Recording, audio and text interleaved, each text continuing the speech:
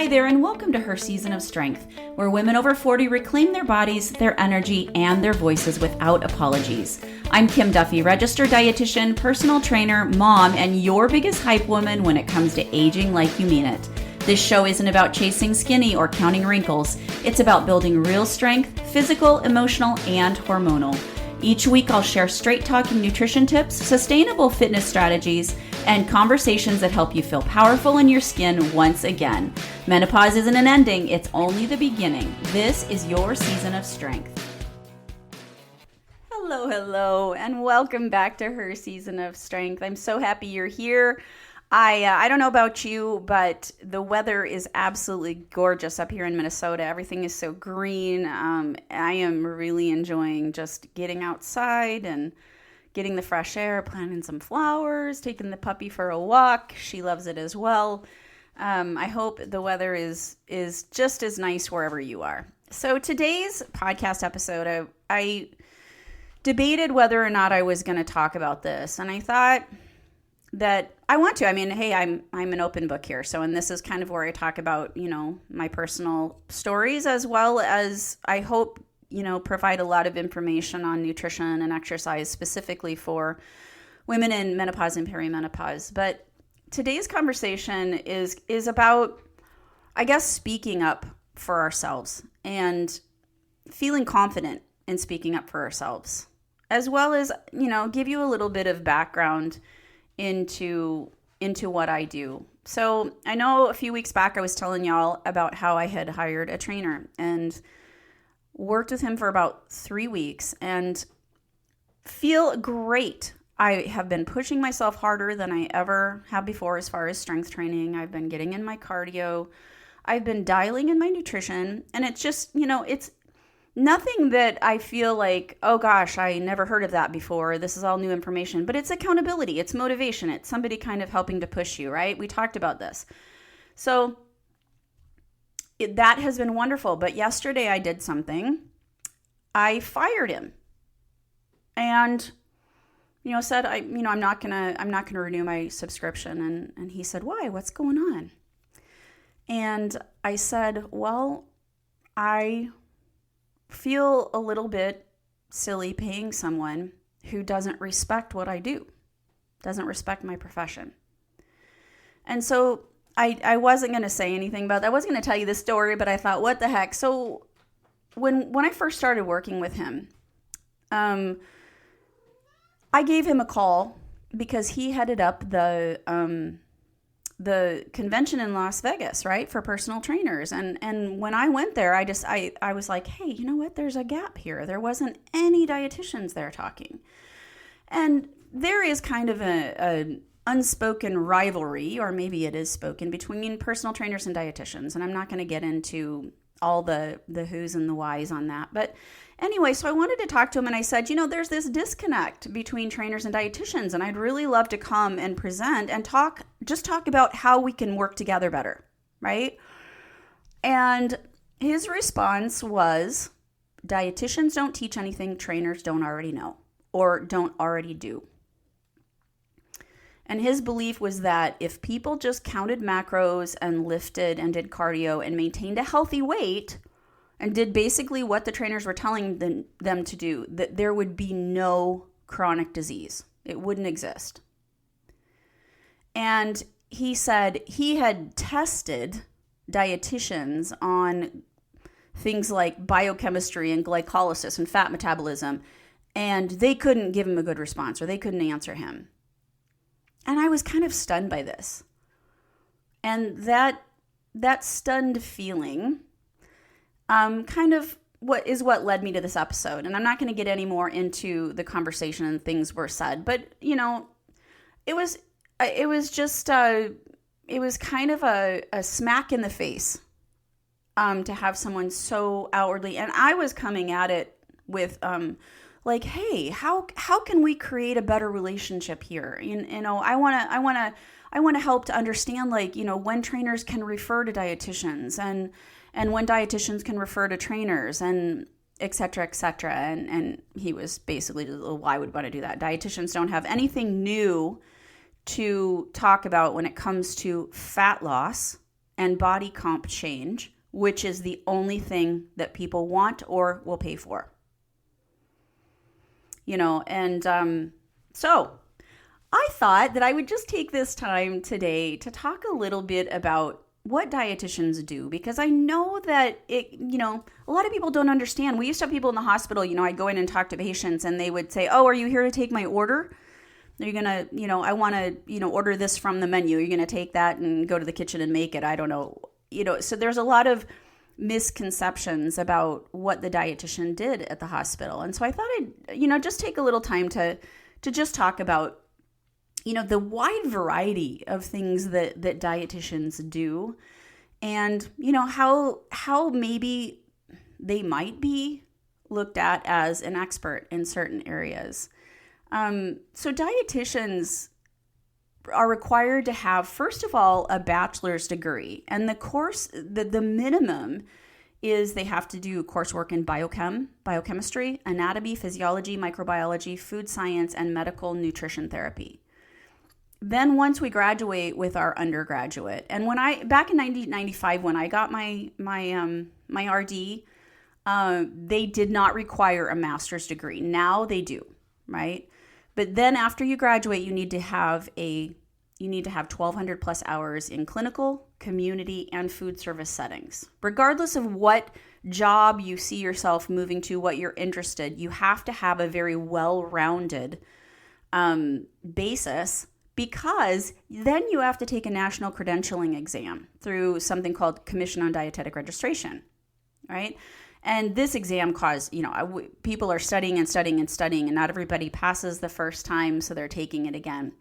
And then every year after that, every 5-year cycle, that you have to do at least 75 hours of continuing education to maintain your RD or your RDN credential. And as of 2024, they now require a master's degree, because they're kind of raising the bar, right? And then on the whole idea of, what dietitian wouldn't be able to point blank answer, biochemistry on the spot, it's in our training. But one pop quiz doesn't reflect 4+ years of clinical education. Okay? So I just want to kind of show you, how wide dietetics is. So in the hospitals, we can work in clinical, which might be ICUs or oncology, which is what my field was in, what I had a lot of experience in. But I also worked in placing feeding tubes in the ICUs. We're writing tube feeding formulas. TPN, it's like IV nutrition. It's called total parenteral nutrition. We frequently are writing those orders. Lots of math involved, right? Also, dietitians are working with eating disorders. In the outpatient setting, dietitians are working with people with diabetes, with heart disease, kidney disease, and GI conditions. These are not all conditions that are going to be made better by just eating well and exercising, right? There's genetics at play. There is, income and education levels at play. People who maybe can't afford certain diets, or maybe they don't understand what foods might help them. Maybe they have uncontrolled blood pressure or whatever. Not everybody can afford a trainer to keep them, fit and healthy. And not everybody wants to. When it comes to women's health, things like fertility, I work in perimenopause and menopause. These are areas that you'll see dietitians working in, just because there's a lot of interconnected pieces of the puzzle that need to work with nutrition, whether it's lab work or, hormonal health, in mental health, in pediatrics, sports nutrition, gerontology, food allergies, integrative nutrition. There are dietitians that are working in research on policy, public health, in the food industry. But the point here is that nutrition is not a single lane. A trainer specializes in exercise. A dietitian specializes in the medical and physiological side of food. These are not the same thing, but both matter, right? So anyone can call themselves a nutrition coach. There's no federal regulation protecting that title. But many nutrition coaching certifications can be completed in weeks or months entirely online without prerequisite science coursework or hands-on training. So this isn't about bad intentions. Many coaches are actually genuinely helpful within appropriate scope, but that scope matters.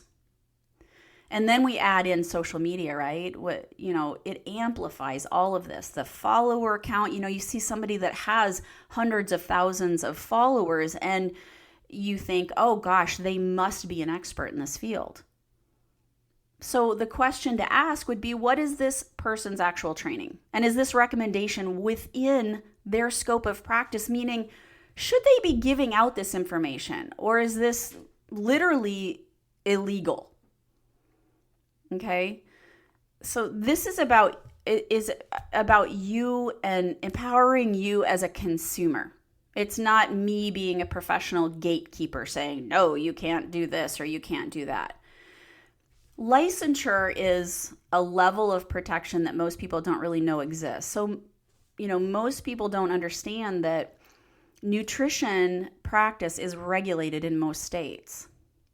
And this is super useful for you. In Minnesota, where I am, in the majority of states, dietitians have to be licensed. So I have my registration, but I'm also licensed in the state of Minnesota.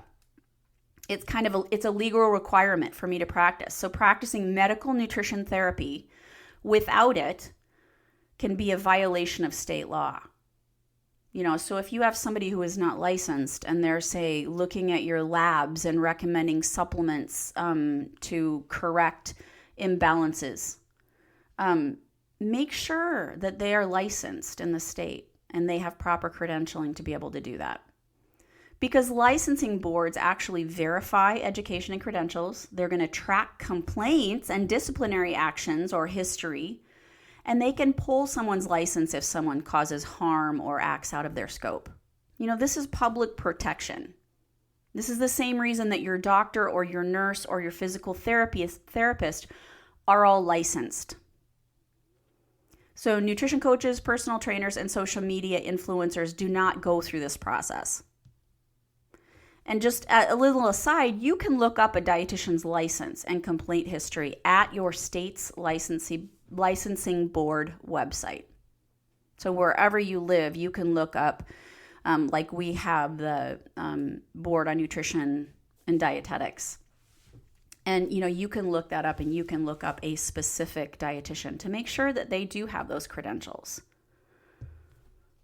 So the disconnect here is real, but it doesn't have to stay that way. There are great trainers and great dietitians working together, and that's a gold standard, especially for women navigating perimenopause and menopause. Exercise is not a substitute for medical nutrition therapy, and nutrition alone isn't a substitute for movement. They work together. So what I wished I could have said to him, hindsight's 2020, and I tend to get I felt a little bulldozed and like I didn't really know how to respond. But, I wanted to say, I'm not here to compete with you. I'm here to fill the gaps that you can't. This trainer is a very good trainer, very good at what he does. The disagreement is about scope, not ability. So just make sure, look for practitioners who understand collaboration and refer out appropriately.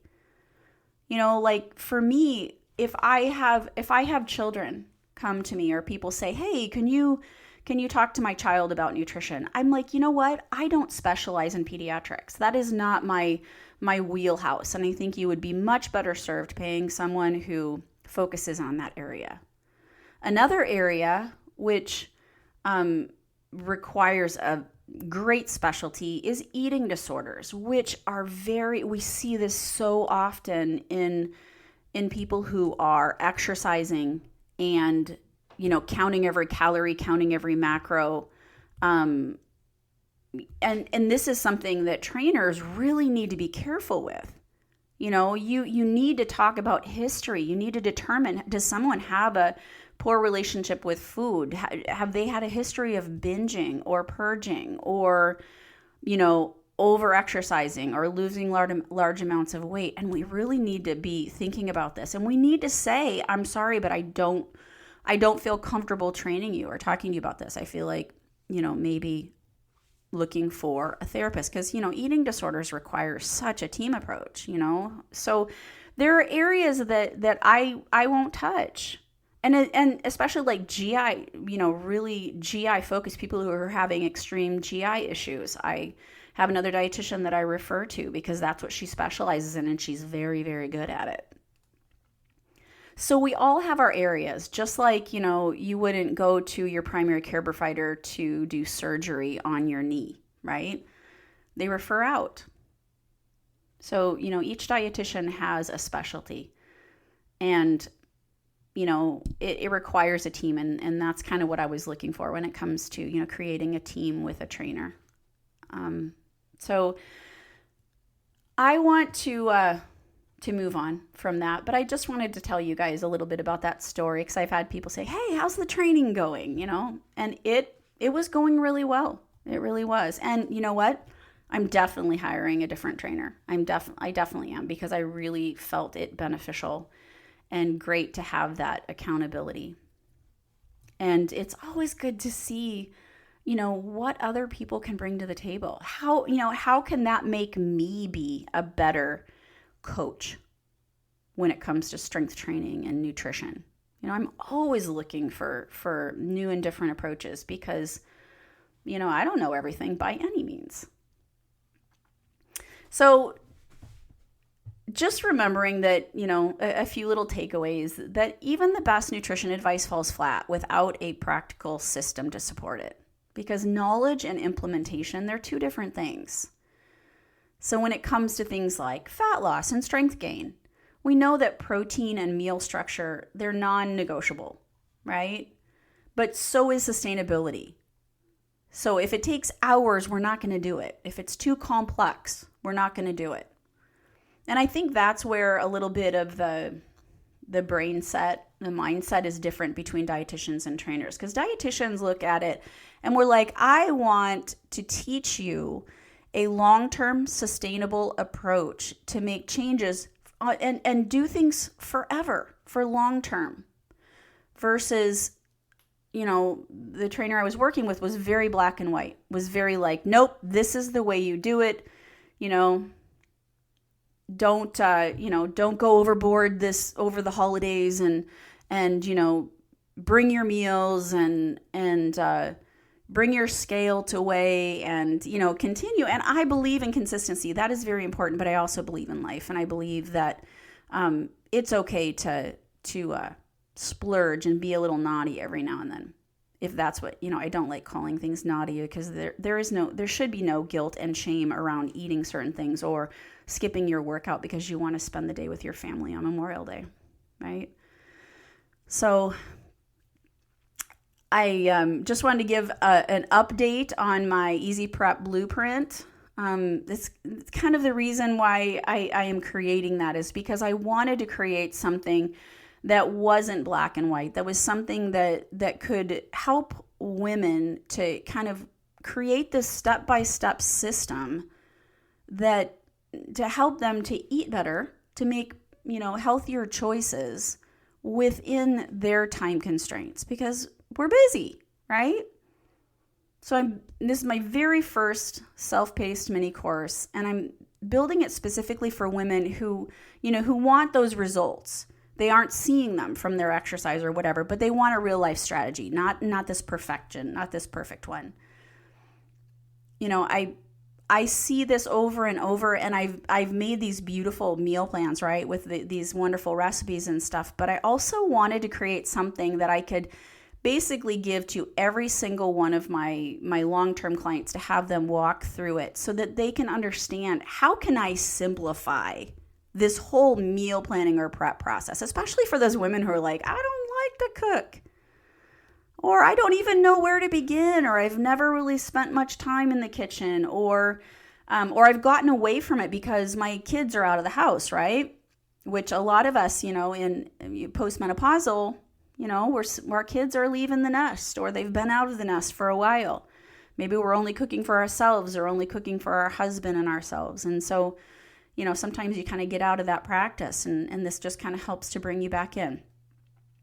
So remember, the priority list closes on June 15th. So you need to be on the priority list in order to get the lowest price that I'm going to be offering it, the best bonuses, as well as that early access before I'm opening it up to the public. So I will put a link in the show notes here, and let's kind of bring it full circle. If you have any questions about what a dietitian is or what she does, or anything specifically about me, if you want to know, about my history or what I've worked with, please reach out. And, if you have feelings about the story that I told today, I would love to hear them too. Any feedback.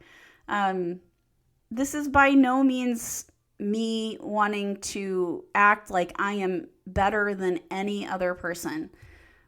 We all are just doing our best in this life, right?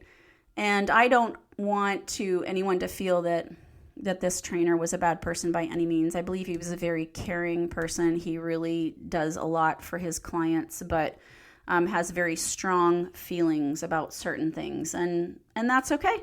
That's his take. That's his perspective. I'm not going to change that, but you can be a good consumer when it comes to your health.